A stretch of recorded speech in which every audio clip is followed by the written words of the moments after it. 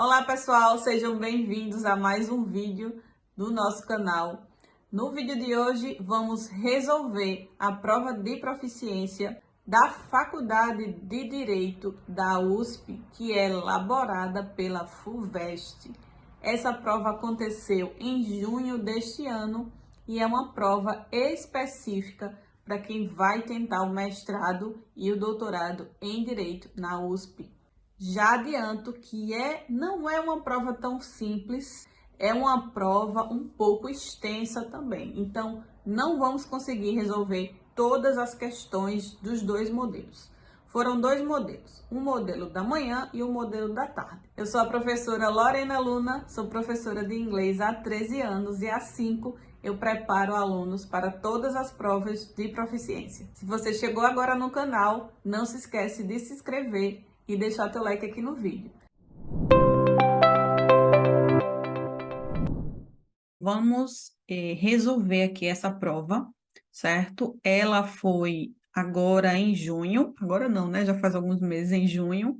Exame de proficiência em língua estrangeira da parte da tarde, certo? Eles fazem dois modelos de provas, manhã e tarde. É uma prova que tem 30 questões, todas de múltipla escolha, né? São pequenos textos, e aí em cada texto são 5 questões, certo? São pequenos textos assim, ó. E aí 5 questões de cada texto. 30 questões de múltipla escolha. Gente, não é uma prova pequena, certo? São 2 horas para fazer, não pode usar o dicionário. E é uma prova que você precisa se preparar bem para ela, tá? Então, eu escolhi esse texto aqui, que é bem atual, sobre inteligência artificial, para a gente resolver as 5 questões que temos aqui. É uma prova grande, então não dá para a gente resolver a prova toda, tá, gente? Eu estou fazendo assim mais nos vídeos, eu estou resolvendo mais questões, 5 questões, 6 questões, porque senão o vídeo vai ficar muito grande. Então, eu acho mais prático para vocês assistirem, menos tempo e um vídeo mais objetivo. Ok? Então, dito isso, vamos lá ver essas questões aqui. Se você for baixar a prova, ela vai vir toda assim, tá, gente? Já marcada com o gabarito. Ela não tá limpa. Então, eu fiz aqui de outra forma, coloquei as questões em outra parte para a gente ver as questões limpas, certo? Caso vocês queiram baixar esse material que eu fiz aqui, vai estar o link na descrição do vídeo. Ele vai estar dessa forma aqui e vocês vão poder baixar as questões sem estarem grifadas, certo? É uma prova que envolve interpretação de leitura, vocabulário e gramática também, tá? Vamos lá para a primeira questão. De acordo com o texto, a composição de poemas por inteligências artificiais tem sido... Quando fala de acordo com o texto, não é de acordo com a sua cabeça, certo? Sendo aqui bem direta com vocês, é de acordo com o texto. Claro que a gente já pode ter conhecimento do texto, do tema, mas, por favor, se atenham ao texto. Eles não querem saber a sua opinião, eles querem saber o que é que está de acordo com o texto. Eu vou ler aqui as alternativas e vamos para o texto. De acordo com o texto, a composição de poemas por inteligências artificiais tem sido ignorada por setores ortodoxos da comunidade científica, vista como um indicador da extensão das atividades das AIs, né, das IAs, poderão desenvolver, avaliada como a maior conquista científica dos últimos anos. Olha só que ele está perguntando aqui sobre a composição de poemas, tá? E não sobre tudo que a inteligência artificial é. Percebida pelos escritores sérios como empobrecimento artístico, considerada digna de investimentos financeiros vultuosos por parte das editoras. Algumas aqui a gente pode até, talvez, excluindo, certo? Mas vamos para o texto para a gente ter uma ideia melhor. Lembrando que isso aqui é uma questão de interpretação, e olha só, essas questões de interpretação da USP, elas não estão na cara, tá, gente? Você realmente tem que interpretar. tem que entender o que foi dito no texto, o que está nas entrelinhas, não o que está na cara. Começando daqui, ó. Certamente que o menos significante é que os programas estão começando a escrever poemas. Em algum senso, poesia pode servir como um tipo de canário numa mina de carvão. Gente, isso é uma expressão bem complexa, que eu não sei o que significa um canário numa mina de carvão, mas vamos lá. Como Aí ele explica, né? Olha só. Quando tem um tracinho aqui, isso aqui vai explicar o que foi dito agora, tá? Como um indicador, né? Um indicador recente da extensão aqui as promessas da AI, certo? De desafiar, challenge, desafiar humanos como criadores artísticos.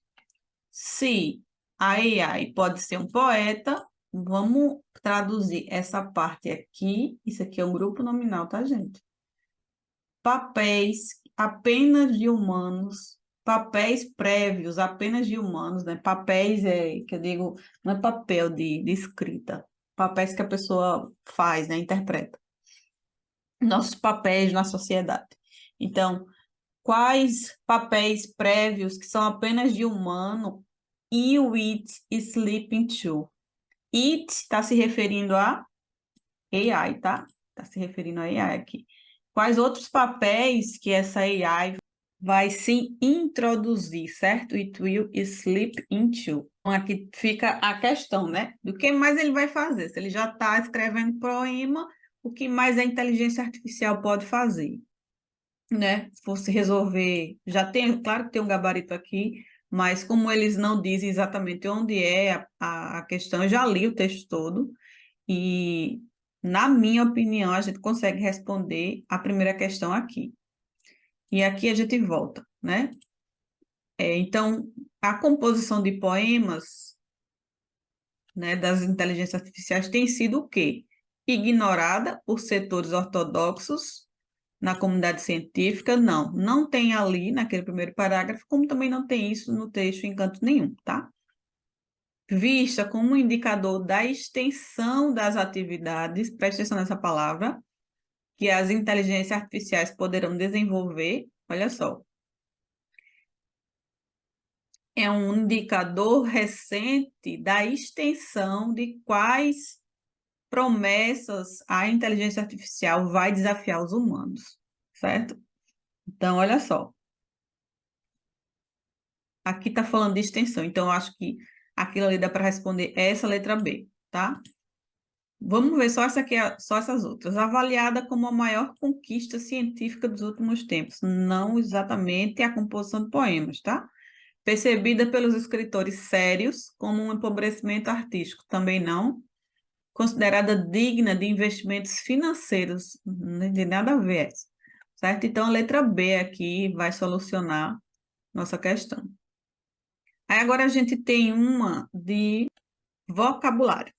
Na frase on the hazier side of the present horizon, o termo hazier poderia ser substituído sem prejuízo de sentido por brighter. Um brighter vem de bright, de brilhante, né? Mas nesse caso aí, o bright, a gente pode traduzir ele como algo mais positivo, certo? Então, bright aí é mais positivo. Further seria mais longe, né? Deeper, mais profundo. Deeper, mais profundo. Stronger, mais forte. Vaguer, mais vago, certo? Então, vamos lá para o texto nessa frase para ver se a gente entende. A inteligência artificial está num processo de mudar o mundo em formas que ninguém pode totalmente prever. On the hazer side, no lado mais parará do horizonte presente, pode vir, né, a ser a tipping point. Tipping point é uma expressão, certo, gente? Aqui, ó, tudo junto. Um momento crítico no qual a AI supera ou ultrapassa a inteligência dos humanos. Brighter não pode ser um futuro mais positivo, tá? Porque isso aqui é uma interrogação. Ele não sabe o que a AI vai trazer, né? O que é que ele vai ultrapassar a inteligência humana. A gente não pode prever, não pode totalmente prever o que é que vai acontecer. Então, não é um futuro mais previsível, um futuro não, desculpa. Não é um lado mais positivo, tá? Ele está falando aqui, on the hazier sides, do presente horizonte, do lado mais longe, também acho que não, tá? Não colocaria longe não aqui. Deeper, mais profundo, talvez, num lado mais profundo, né? Desse ponto crítico, né? Que a IA supera, ultrapassa a inteligência dos humanos. Mas, mais forte, não, acho que não tem nada a ver, né? Isso aqui. Então, eu ficaria aí entre deeper e vaguer. Mas veja bem, a gente está falando aqui de um futuro do qual não temos certeza, certo? Olha aí, gente, essa prova é interpretação pura. Até a parte do vocabulário é interpretação, tá? Então, a gente está falando de um futuro que a gente não tem certeza, né? De um ponto crítico, de que talvez um ponto crítico, e aqui ele fala, ó, o processo de mudança no mundo de formas que não podemos totalmente prever. Então, o que seria, assim, esse lado, né? Seria um lado mais vago, né? Um lado mais vago do horizonte, né? Desse presente horizonte, dessa realidade presente. Pode haver, né, um ponto crítico, o qual a AI supera a inteligência dos humanos. Então, é vago aí, essa ideia da AI ainda é muito vaga, ninguém sabe, né, o que é que vai acontecer. Certo? Então, um sinônimo para Razer não é exatamente um sinônimo, não, tá? Mas pode ser considerado um sinônimo. Em sentido, ele é mais aproximado, certo? Então, letra E aqui, Veiga. Terceira, ele pergunta, conforme o texto, uma característica comumente associada às inteligências artificiais é que elas são convenientes como ferramentas de controle ideológico, viáveis como substituição de mão de obra humana nas indústrias, inábeis na realização de tarefas que envolvam criatividade, úteis para corrigir erros humanos na execução de cálculos matemáticos difíceis. Bem específico esse, né? A gente já começa a olhar essa questão aí, essa alternativa, com a pulga atrás da orelha, tá, gente? Quando tem assim, quando é muito específico assim, pode ficar de olho.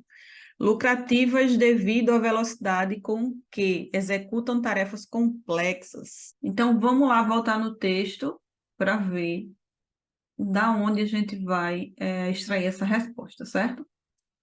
Lembrando aqui, ó, conforme o texto, uma característica comumente associada às inteligências artificiais. Nós precisamos deixar de lado, eu já sei mais ou menos onde está, então vou direto, tá, gente? Nós precisamos deixar de lado o antigo estereótipo que programas de computador simplesmente seguem regras fixas e fazem o que os humanos programaram eles para fazer. E falta qualquer capacidade de criatividade. Olha só. Tem uma das questões que fala sobre criatividade. Programas de computador agora podem aprender de dados, né, de conjuntos de dados enormes usando métodos chamados deep learning, certo? Seria um método de aprendizado profundo. E a gente não traduz esse deep learning aí. Certo? Então, vamos lá. Eu acho que aqui a gente já consegue responder. Então, qual é essa característica comumente associada? Que ele diz, ó, que precisamos deixar de lado esse estereótipo. que os os programas de computador só sabem seguir regras, só sabem fazer o que os humanos preparam eles. Mas é que, na verdade, esses programas de computadores aprendem por dados, conjuntos de dados enormes, certo? Então, essa aqui seria, ó, convenientes, o que é que todo mundo acha, né, sobre a AI? O que é que as pessoas acham? Que são convenientes como ferramentas de controle ideológico? Tem nada a ver esse A, né? Viáveis como substituição de mão de obra na humana, nas indústrias. O pessoal até pode ser que ache isso. Inábeis na realização de tarefas que envolvam criatividade, úteis para corrigir erros humanos na execução de cálculos matemáticos difíceis. Nem eu sei se elas conseguem fazer isso, deve conseguir, né? Lucrativas devido à velocidade em que executam tarefas complexas. Também, mas no texto não fala sobre isso, tá? Mas então seria inábeis, certo? Elas não estão aptas para realizar tarefas que envolvam criatividade. Não é que elas não estão, para a gente ter essa interpretação, é que as pessoas acham que elas não estão aptas a envolver criatividade, mas o texto fala o tempo todo de poesia, poema, e que elas podem sim desenvolver esse tipo de coisa. Então, né, criatividade.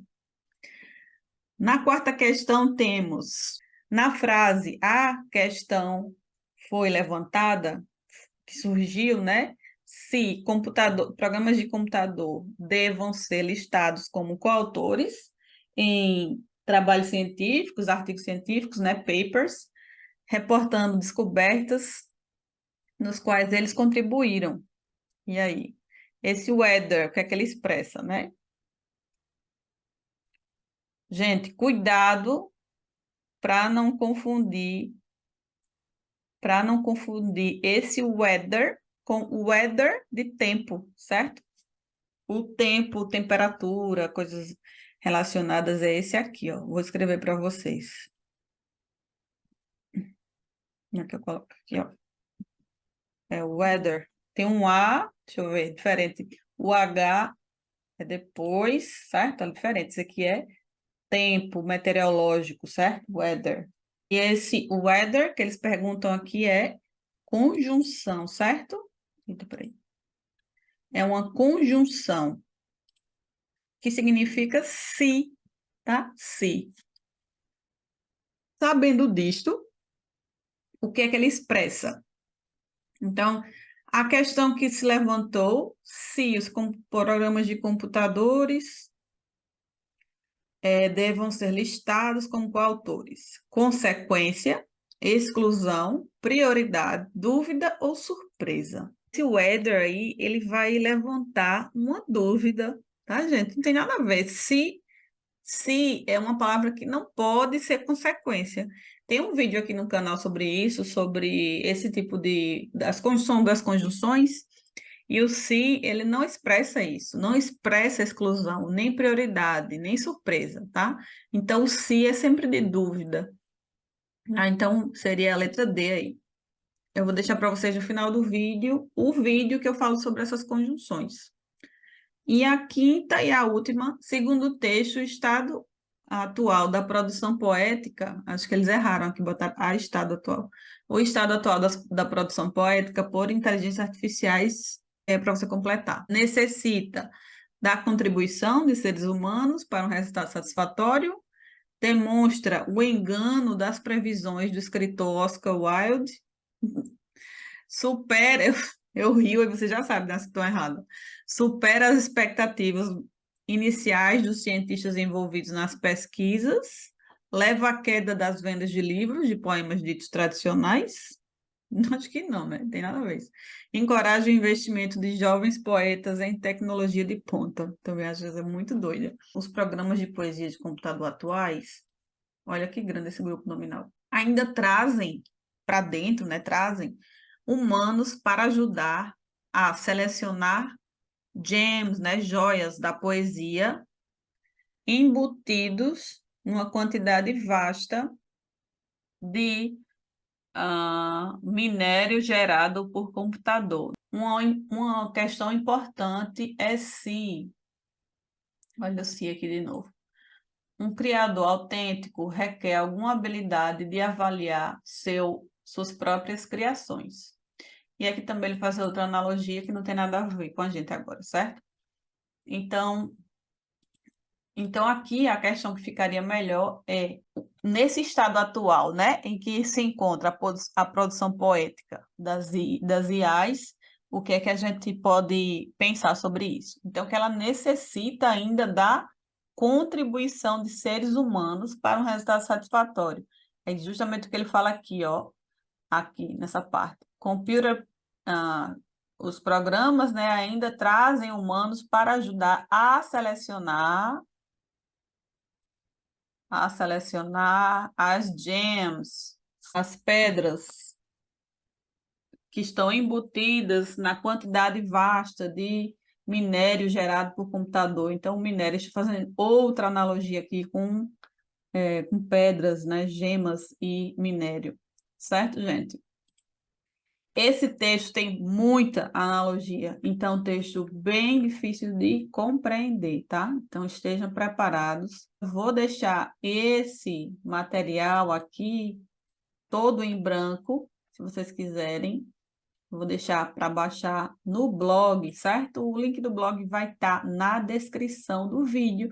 Se você quer se preparar para essa prova, temos o curso Proficiência Descomplicada para você que vai tentar USP, certo? Para o ano que vem. Outra coisa, se você achou que esse vídeo te ajudou, deixa teu like, se inscreve no canal e se quiser, temos um novo botão aqui de valeu, certo? Então vocês viram como é essa prova de proficiência, né, para a Faculdade de Direito da USP, que é elaborada pela FUVEST. Então, assim, gente, é uma prova que precisa que você se prepare para ela, certo? Não é uma prova tão simples de fazer. Eu espero que vocês tenham gostado e até o próximo vídeo. Tchau!